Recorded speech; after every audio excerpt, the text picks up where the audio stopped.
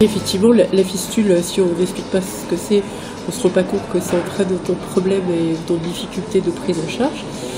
Donc les fistules obstétricales, c'est des trous qui sont soit entre la vessie et le vagin, soit entre la vessie et le rectum. Donc les urines coulent par le vagin ou les urines coulent par le rectum.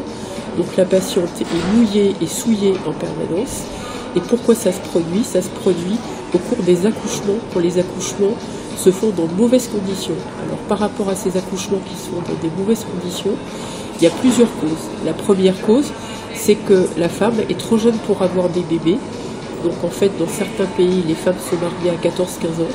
Elles n'ont pas fini leur formation. Et donc, en fait, elles sont trop jeunes. Et en fait, le bébé va entraîner des délabrements. Le deuxième facteur, c'est la dénutrition et le travail qu'elle continue à faire pendant toute leur grossesse. C'est-à-dire que ce n'est pas dans les pays africains comme en Europe où la femme peut se reposer. La femme, elle continue à travailler, à porter des charges très lourdes.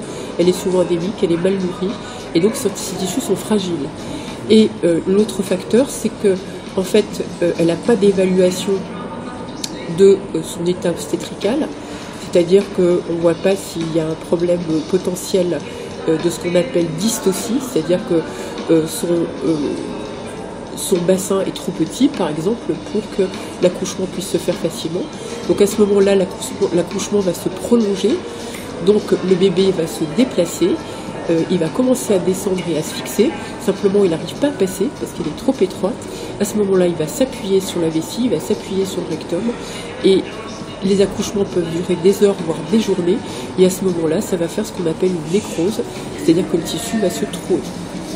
Donc la solution, c'est d'une part, une solution très simple, c'est que dès qu'un accouchement se prolonge, voire commence, il faudrait pouvoir mettre des sondes dans l'urètre pour vider la vessie, parce que si la vessie est vide, elle ne va pas se trouer.